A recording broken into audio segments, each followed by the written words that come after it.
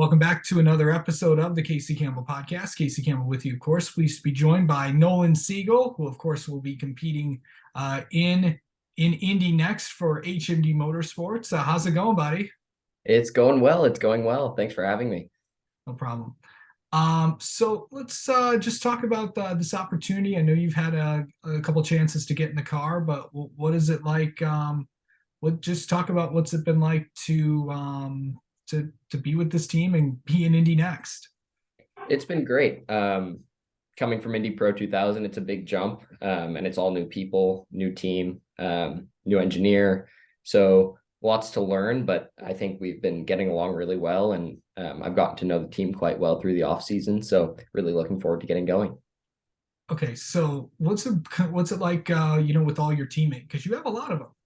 hmm Yeah, we've got 9 cars this year with HMD, so big team. But in Indy Next, it's a little bit different than some of the lower junior formula stuff. So each car has its own engineer and its own crew, really. So it's almost like 9 different teams all under one umbrella. So I get to interact with my teammates, and it's great to learn from all of them. Everyone's very experienced and very good. But we are a little bit separated compared to like Indy Pro 2000 or USF 2000. Okay. So let's just talk about how you kind of got into this racing thing. This is the first time we've ever had you on this channel. So kind of just talk about your background, how you got into this. Obviously, I know you come from a racing family too. Yeah, well, so actually my dad started racing after I did. So I don't actually really come from a racing family background. But I started go-karting. Just kind of tried it one time when I was 8, loved it, and started racing competitively when I was 10. And then I started in USF 2000 after 4 years of go-karting, I guess 4 competitive years, when I was 14, Yeah. and did 3 years there, 1 year of Indy Pro 2000, and here I am. Yeah. So by the way, Noah, how old are you? I'm 18. So you're 18 years old. So what is it just like to, being used to, driving these cars and for so long? But what's it going to be like driving these Indy Next cars? And you've had a lot of experience throughout your time in these cars. Yeah, I've been driving open wheel cars for a long time now, and it feels pretty normal for me to be driving these cars. But the Indy Next car is by far the fastest thing that I've ever driven. And it's just a different experience. It's a big jump from Indy Pro 2000 to Indy Next, and so getting used to double the horsepower, a lot more weight, a lot more downforce it's a big adjustment. So talk about this season. There's going to be a lot more cars in Indy Next, formerly Indy Lights, that we're all used to. What's that going to be like, just to compete with not just have your teammates, but you have a lot of other guys that are going to be in there as well. Yeah, it's going to be great. There are a few new teams, I believe, and a lot of new drivers. So having a really competitive field like this is going to be great. I think, for me, I've all through the road to Indy, everything's been super competitive that I've raced in, and I've learned so much racing against all of these super fast, really competitive guys. So it'll be fantastic to have a big Indy Next field, and I think it'll help all of us develop and get all of us ready for IndyCar. Okay, so how do you like mentally prepare for a race? Like, and I'm not just talking about all the things that you do during the week, but just like right before a race. Are you like are you are, are you like, do you want to talk to everybody, or is it like just like, just do you kind of just keep to yourself? I would say right before a race, I kind of keep to myself. I'll talk to my engineer a little bit, and we'll go over our plan kind of. But I would say for me, it's more important to just kind of be by myself and calm myself. I would say that I'm a person that needs to calm myself down rather than hype myself up. So kind of being quiet and keeping to myself for a little bit right before the race usually helps me. So like, what do you do? What do you do? Do you like wear headphones? Do you like do you take a nap? Do you like visualize what you need to do? Like, what do you do?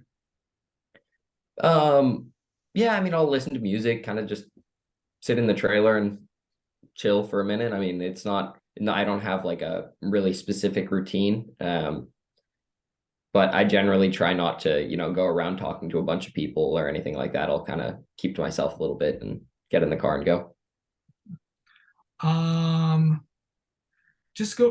What's been the biggest important thing that you've learned throughout your racing career? The biggest thing that I've learned, that's a good question. I think I've a huge part of racing is the relationships that you build with people and how you interact with your team and your engineer and um, other drivers as well. So I think being able to work with a big team and you know I guess work with an engineer, work with the mechanics, and have everyone get along in a way that's productive for the whole season is actually a difficult thing to do. And it's in a way the driver's job to kind of bring everyone together and tie the team together. So being able to build those relationships and work well with a whole team of people, I think has been the biggest thing that I've learned. Outside of racing, what do you like to do? Outside of racing, I actually just got back from a little ski trip. So I snowboard, which is a lot of fun. I mountain bike as well. I live in Northern California, so I can pretty much mountain bike all year round, which is great. Yeah. The best thing about IndyCar is not all the drivers live in Indianapolis. You guys are all over the place. Yeah, a lot of people do live in Indy, but there are a few of us that that live elsewhere. And yeah, it's not necessary. And I think it's nice to kind of get away from that environment sometimes.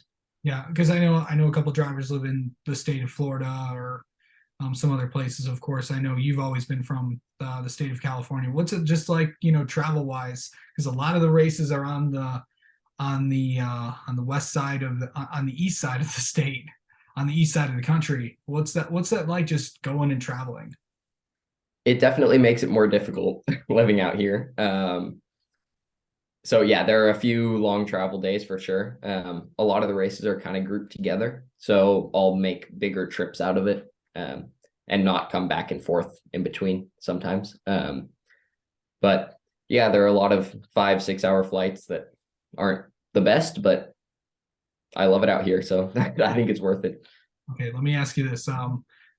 Obviously, obviously you don't fly as much as Josh Pearson does, but let's. I know those long flights are something. Do you mind flying? It's not my favorite thing, I have to say, but I've gotten used to it. It's not the worst thing. If you get stuck in, a middle seat on your 6 hour flight to Florida, it's not it's not the most fun, but it's not that bad. I've gotten used to it. Okay. Okay, so let's ask the age-old question. What do you do on flights? Are you one to watch movies? Do you read magazines? Do you just fall asleep? What do you do? It depends. I would say I'm definitely a movie watcher, or I'll download a show or something.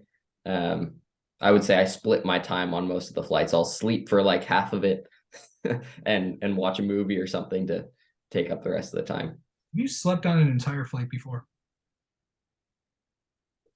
I don't think so, actually. I mean, maybe a short one.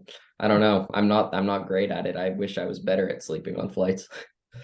Yeah, it's if you can do it, do it. If you Yeah. it's not a good thing to do.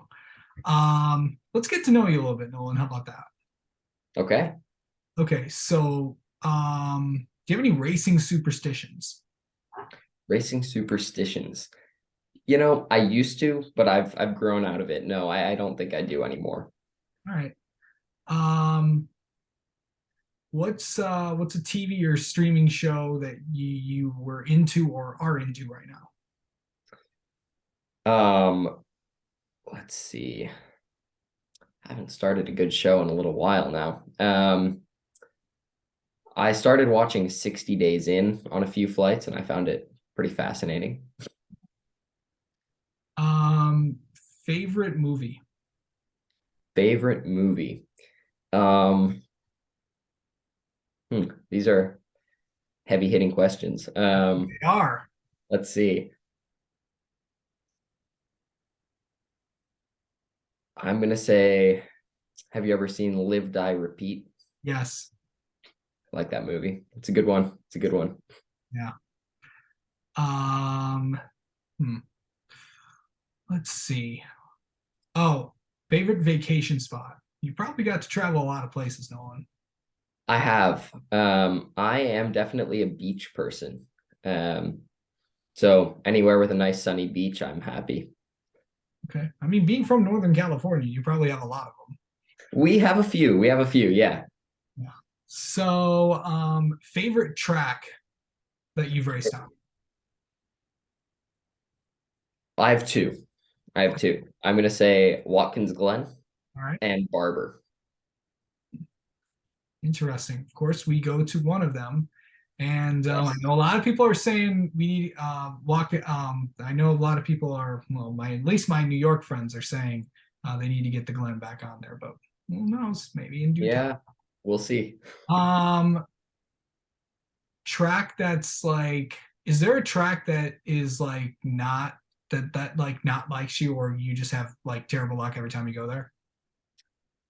Um, Toronto. We don't go this year. But definitely Toronto. I've had some bad luck every time I've gone there. Um, okay, and here's another one. What is something people do not know about you, or Something people. something that they would never guess about you? Hmm.